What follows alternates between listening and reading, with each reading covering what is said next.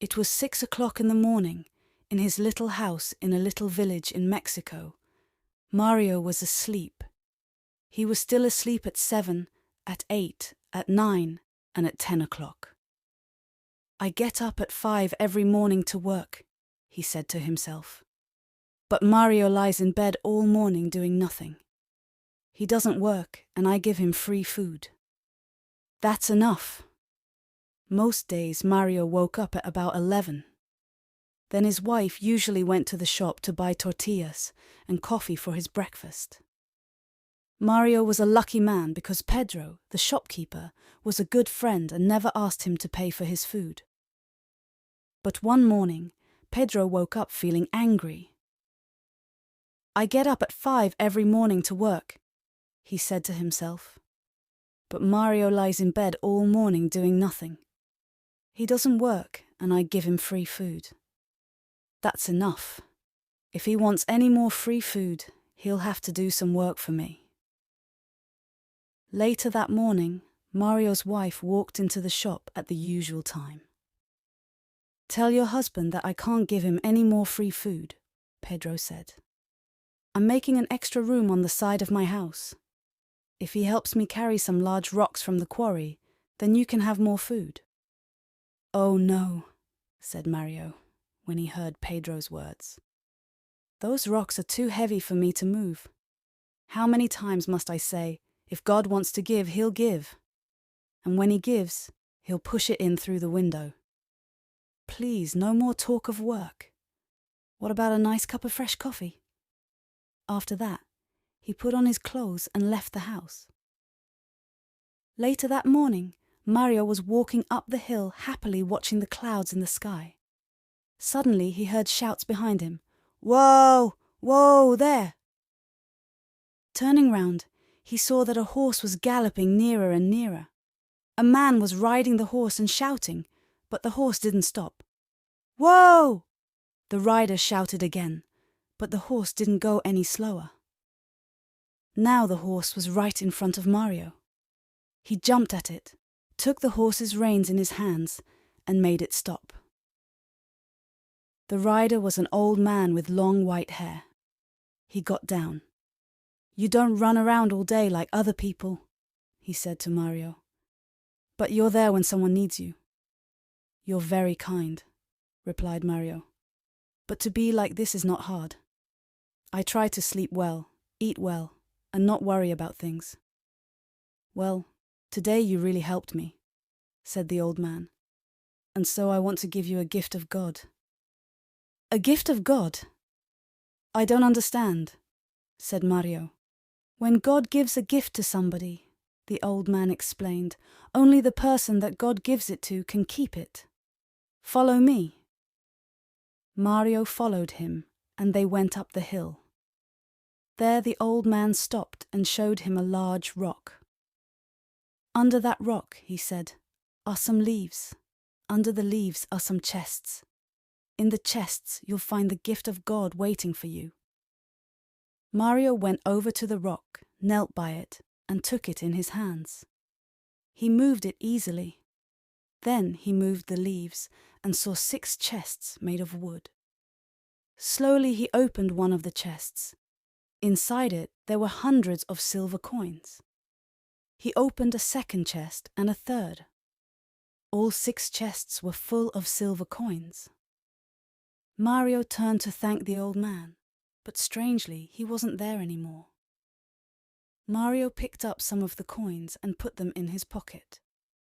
Then he closed all 6 chests, put leaves over them again, and put back the rock. Now, after all this work, he felt tired. He sat down under a tree and went to sleep. When Mario woke up, he was hungry. He remembered something about a horse, an old man and some silver. Did it really happen, or was it just a dream? He said to himself. But then he remembered something much more important. Lunch. He started walking quickly down the hill to his house. Suddenly he heard a clinking noise. He put his hand in his pocket and found 6 silver coins there. That evening, Mario's wife went back to the shop. She put the coins in Pedro's hand. My husband sends you these. We need rice, a chicken, tortillas, tomatoes, and coffee. Pedro's mouth fell open when he saw the silver coins in his hand. How did Mario get so much money? He asked. Come to our house tomorrow morning after 11, the wife said, and he'll tell you. The next morning, Pedro heard the story. He wasn't really sure if it was true. But Mario, he cried, why didn't you bring all those chests home with you? They were too heavy, Mario explained. I needed horses to carry them, and I have no horses. And my friend, how many times have I told you? If God wants to give, he'll give. And when he gives, he'll push it in through the window. I know, Pedro said. I have some horses. I'll come to your house tonight, and we'll go to this place together. My horses will carry all 6 chests. You'll keep 3 of them and give the other 3 to me. We'll become rich together. Do you agree? All right, said Mario. He was happy because his wife was cooking a delicious chicken for dinner. Pedro went back to his shop, but he began to think, why must I share the silver with Mario? The horses belong to me. Without them, Mario can do nothing, and he won't know what to do with the money. He'll just eat and sleep as usual. But I always know what to do with money. I'll build a larger house. That night at 11 o'clock, Mario was asleep. Husband, said his wife, wake up. It's already 11 o'clock, and your friend hasn't come. He's just late, said Mario, and he went back to sleep. An hour later, the wife woke her husband again. Husband, it's midnight, and I'm afraid that Pedro has decided to keep all the silver for himself. Midnight?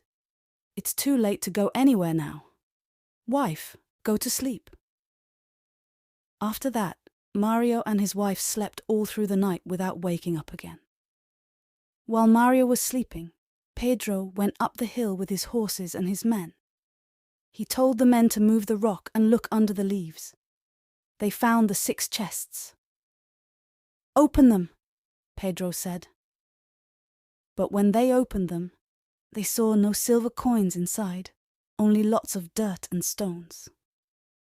My friend Mario is laughing at me. He thinks that this is funny, Pedro shouted. Well, I know how to be funny too. He told his men to put the chest onto the horses, to carry them down the hill, and to leave all the dirt and stones in front of Mario's house. They did this, and then they went back home. The next morning, when Mario's wife woke up, she couldn't open the door or window. Husband, wake up, she said. There's something outside our house, and we can't open the door or the window. Mario got out of bed and he pushed the door. He couldn't open it, not even a crack. He pushed the window, and at last it opened a crack. Lots of silver coins came through the crack and fell onto the floor. Husband, the wife said, Pedro did come last night. Perhaps, replied Mario. But all this work has made me hungry.